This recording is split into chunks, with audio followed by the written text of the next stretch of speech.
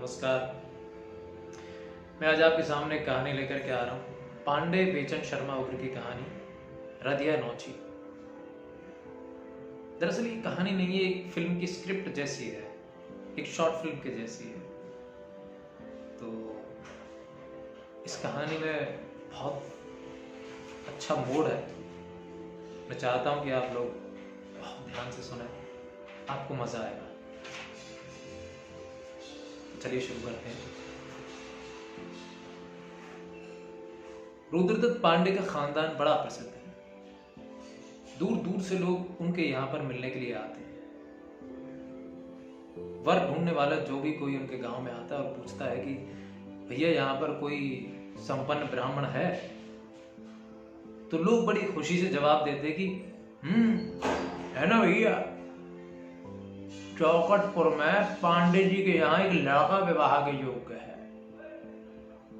वहां जाइए आप, मगर सुनिए तिलक 1000 मांगते हैं।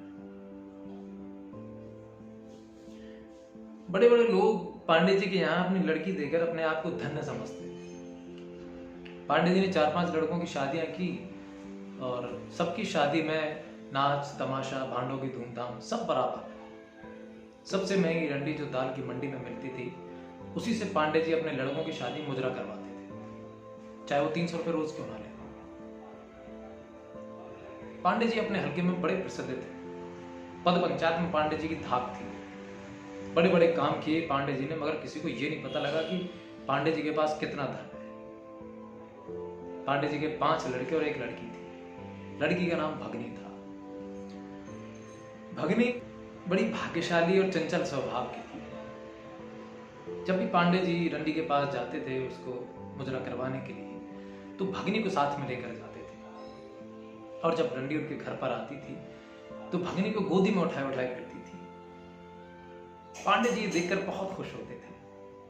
और पंडाइन का तो कहना ही क्या, पंडाइन कहती थी नाच घर के बाहर तो होगा ही होगा, घर के अंदर भी नाच होगा।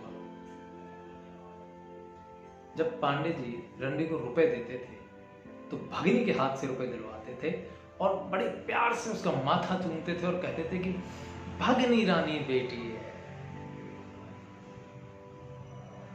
समय पाकर साहब भगनी विवाह के योग्य हो गई।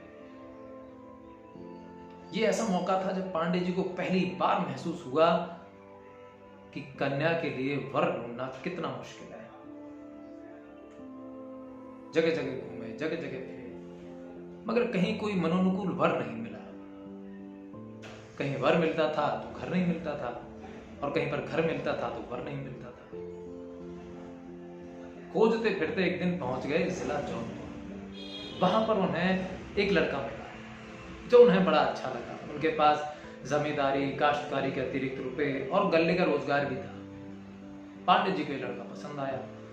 पांडे जी ने कहा देखिए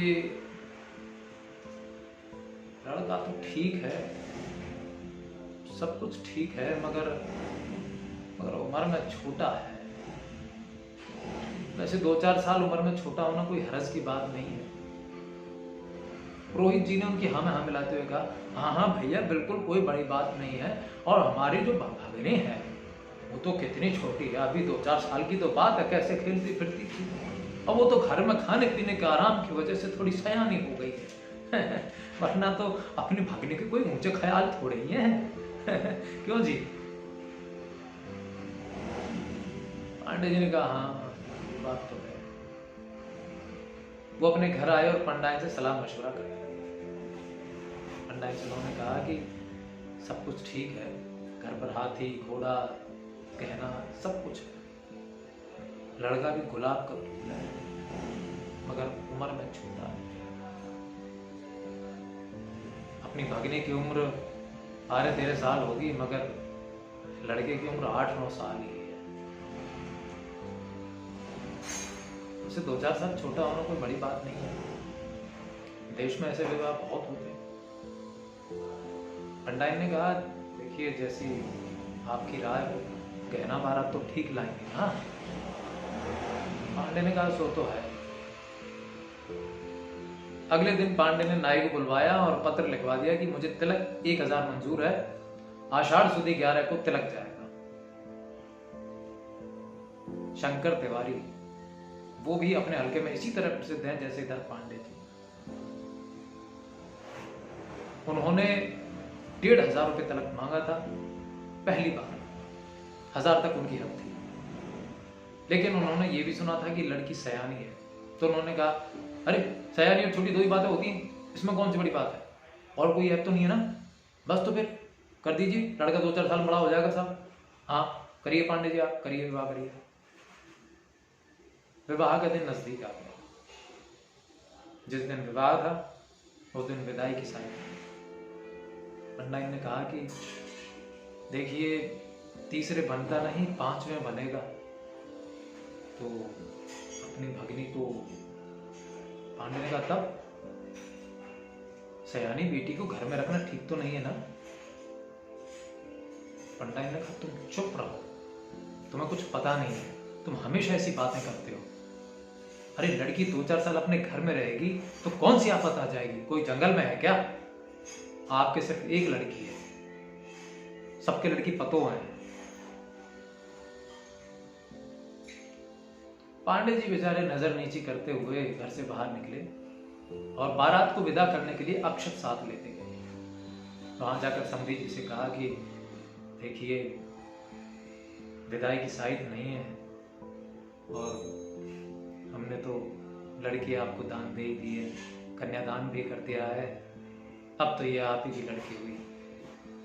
जैसे ही विदाई की साइड होगी तो मैं आपको खबर भिजवा दूंगा। सब लोग वहां से लौट गए।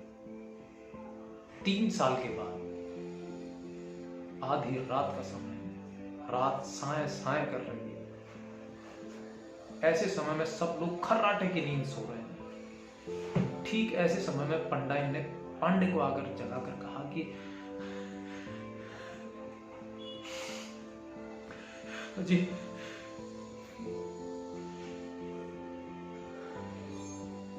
सब हो गया,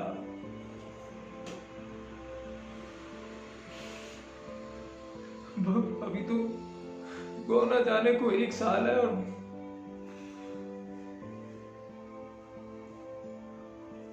भगनी पेट से।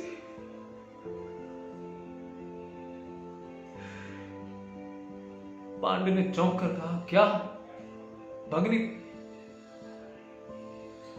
हे भगवान, हम तो कहीं मुंह दिखाने के लायक नहीं रहे, अब क्या होगा?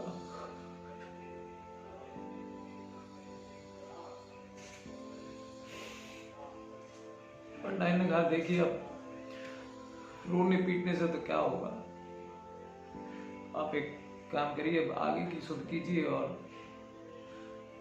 तिवारी जी को बादशाहपुर स्टेशन पर बुला लीजिए, कह दीजिए कि विदाई की अच्छी साइड है। मैंने कहा कि मुझे कुछ नहीं पता, आप देख लीजिए।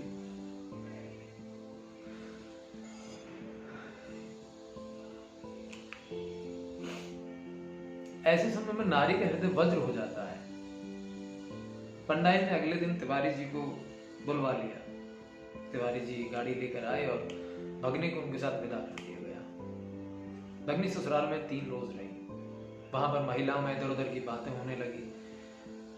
बात एक कान से दूसरे कान गई, दूसरे कान से तीसरे कान गई, फिर उसको बेचारे को चौकटपुर में लौटा दिया गया।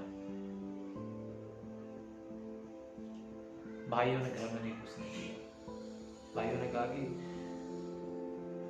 तुमने माता पिता को रुलाया है, अच्छा काम नहीं किया। आधी रात को पांडे जी भगनी को लेकर काशी पहुंचे। यहाँ उनके एक मित्र रहते थे, वो बड़े जानकार थे, पांडे जी के ऋणी भी थे और पंडों के कमीशन एजेंट थे। उन्होंने घर का दरवाजा खटखटाया। दुबे जी बाहर निकले। पांडे जी ने भगनी का हाथ उनके सुपुर्द किया और कहा कि इसको दाल की मंडी में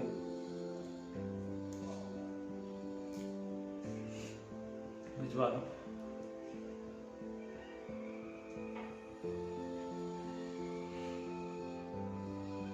15 साल के बाद पांडे जी के यहाँ उनके नाती की शादी थी। पांडे जी को नाच की जरूरत थी। पांडे जी पहुंचे दाल की मंडी। वहां पर रधिया नौची बहुत प्रसिद्ध थी। पांडे जी ने 50 रुपए रोज में उसको ठीक किया। इधर भगनी ने रधिया से उसके जन्म की पूरी कथा सुना दी, पूरी कथा। जब रधिया पांडे जी के यहाँ नाच रही थी तो पंडायन ने भगनी की शुद्ध करके रधिया को प्रेम भरी दृष्टि से देखा, प्रेम भरी दृष्टि से। 2 दिन के बाद पांडे जी ने संन्यास ले लिया। लोगों ने बहुत उद्योग किया कि पांडे जी के संन्यास लेने का क्या कारण है, मगर कोई पता नहीं लगा पाया। शादी के 2 हफ्ते के बाद पंडायन का भी देहांत हो गया। अब रधिया की बात कोई नहीं बता सकता। नमस्कार।